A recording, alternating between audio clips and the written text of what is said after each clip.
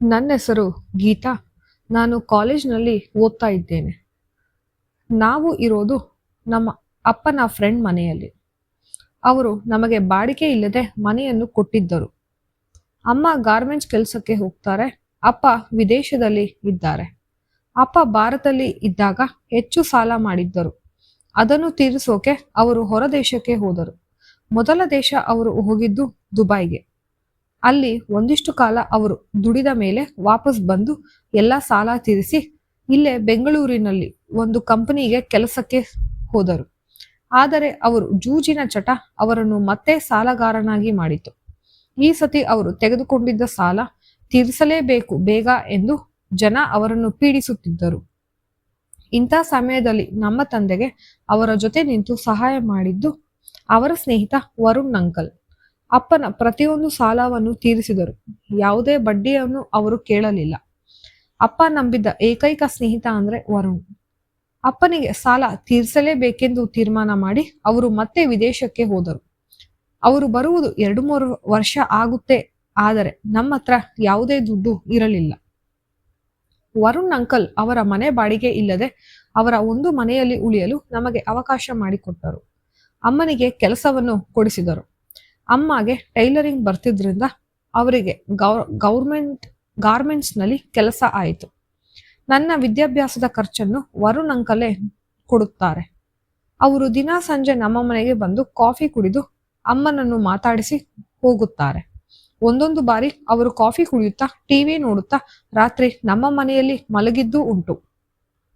ಒಂದು ಬಾರಿ ವರುಣ್ ಅಂಕಲ್ ನನಗೆ ತುಂಬಾ ತಲೆನೋವು, ರೂಮಲ್ಲಿ ಹೋಗಿ ಮಲಗಿದರು. ಅಮ್ಮ ಅವರ ಹಿಂದೆ ರೂಮಿಗೆ ಹೋಗಿ ಬಾಗಿಲು ಹಾಕಿಕೊಂಡು ಅವರ ರೂಮಿನಿಂದ ಏನೋ ಶಬ್ದ ಬರುತ್ತಿತ್ತು. ನಾನು ಅದನ್ನು ಗಮನಿಸುತ್ತಿಲ್ಲ ಎಂದು ಅವರು ಅಂದುಕೊಂಡರು. ಪ್ರತಿದಿನ ಅವರು ಸಂಜೆ ಬಂದು ರೂಮಿಗೆ ಹೋಗಿ ಡೋರನ್ನು ಹಾಕಿ ನಂತರ ಒಂದು ಶಬ್ದ ಬರುತ್ತದೆ. ಒಂದೊಂದು ಬಾರಿ ಅಮ್ಮ ಅಳುತ್ತಿರುವ ಶಬ್ದ ನನಗೆ ಕೇಳಿಸುತ್ತದೆ. ನಾನು ಕುತೂಹಲದಿಂದ ಒಂದು ಬಾರಿ ಕಿಟಕಿಯಿಂದ ಇಣುಕಿ ನೋಡಿದೆ. ನನಗೇನು ಸರಿಯಾಗಿ ಕಾಣಲಿಲ್ಲ. ಬಹುಶಃ ಅಮ್ಮನಿಗೆ ಡೌಟ್ ಬಂದಿತು ಅನ್ಸುತ್ತೆ. ಅದಕ್ಕೆ ನನ್ನನ್ನು ಕರೆದು, ನೀನು ತುಂಬಾ ಕುತೂಹಲ ತೋರಿಸುತ್ತಿದ್ದೀಯಾ, ಅದನ್ನು ತಡೆದುಕೋ, ಇದು ನಿಂಗೆ ಒಳ್ಳೆಯದಲ್ಲ ಎಂದು ಗದರಿದರು. ನನ್ನ ಕುತೂಹಲ ಇನ್ನೂ ಜಾಸ್ತಿ ಆಯಿತು. ಅಮ್ಮನಿಗೆ ಏನೋ ತೊಂದರೆ ಕಾದಿದೆ, ಅವರನ್ನು ಕಾಪಾಡಬೇಕು ಎಂದು ನಾನು ಯೋಚಿಸುತ್ತಿದ್ದೆ. ಅಮ್ಮ ನಮಗಾಗಿ ತುಂಬಾ ಕಷ್ಟಪಟ್ಟಿದ್ದಾರೆ. ನಾನು ಕಾಲೇಜ್ನಲ್ಲಿ ನನ್ನ ಸ್ನೇಹಿತ ಆತರ ಈ ವಿಷಯವನ್ನು ತಿಳಿಸಿದೆ. ಅವಳು, ನಿಮ್ಮ ತಾಯಿ ಅಪಾಯದಲ್ಲಿ ಇದ್ದಾರೆ, ನೀನು ಅವರನ್ನು ಕಾಪಾಡಬೇಕು ಎಂದು ನನ್ನನ್ನು ಇನ್ನಷ್ಟು ಹೆದರಿಸಿದಳು. ನನಗೆ ಎಕ್ಸಾಮ್ಸ್ ಮುಗಿದ ಮೇಲೆ ನಮ್ಮ ಕಾಲೇಜಿನಲ್ಲಿ ತಂದೆ ತಾಯಿ ಬರಬೇಕೆಂದು ನಮ್ಮ ಟೀಚರ್ ಹೇಳಿದರು. ನಾನು ಬರೀ ಅಮ್ಮನಿಗೆ ಹೇಳಿದ್ದೆ, ಆದರೆ ನಾನೂ ಬರುತ್ತೇನೆ ಎಂದು ಅಮ್ಮನ ಜೊತೆ ಬಂದರು.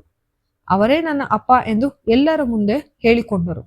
ನಾನೇದೇನು ಆಗುತ್ತಿದೆ, ಅವರು ಯಾಕೆ ನನಗೆ ಅಪ್ಪ ಆಗುತ್ತಾರೆ ಎಂದೆಲ್ಲ ಪ್ರಶ್ನೆ ಬರುತ್ತಿತ್ತು. ಮನೆಗೆ ಬಂದು ಅವರನ್ನು ನಾನು ಕೇಳಿದೆ, ಯಾಕೆ ಹೀಗೆ ಹೇಳಿದ್ರಿ? ನನಗೆ ಇನ್ನು ಬೇರೆ ಯಾರಿದ್ದಾರೆ ಗೀತಾ, ನೀನು ನನ್ನ ಮಗಳ ತರ ಅಲ್ವಾ, ಅದಕ್ಕೆ ಹೀಗೆ ಹೇಳಿದೆ. ಅವರ ಮಾತಿನಲ್ಲಿ ಸತ್ಯವಿತ್ತು. ನನ್ನನ್ನು ಮಗಳ ತರ ನೋಡುತ್ತಿದ್ದಾರೆ, ಎಷ್ಟು ಒಳ್ಳೆಯವರು ಎಂದು ಅವರ ಮಾತಿಗೆ ಮರುಳಾದೆ. ಅಮ್ಮ ಕಾಲು ನೋವು ಎಂದು ಗಾರ್ಮೆಂಟ್ಸ್ಗೆ ಹೋಗಲು ನಿಲ್ಲಿಸಿದರು. ನಮಗೆ ಇನ್ನ ದುಡ್ಡಿನ ಕಷ್ಟ ಆಯಿತು.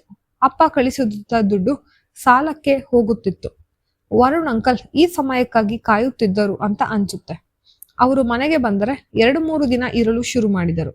ಮತ್ತು ಅದೇ ಕಿರುಚಾಟ, ಅಮ್ಮ ಅಳುತ್ತಿರುವ ಶಬ್ದ, ಮತ್ತೆ ಇನ್ನೇನೋ ಶಬ್ದ ಅವರ ರೂಮಿನಿಂದ. ನಾನು ಅವರಿಗೆ ತಿಳಿಯದಂತೆ ಅವರ ರೂಮ್ನಲ್ಲಿ ಒಂದು ಕ್ಯಾಮರಾವನ್ನು ಫಿಕ್ಸ್ ಮಾಡಿದೆ.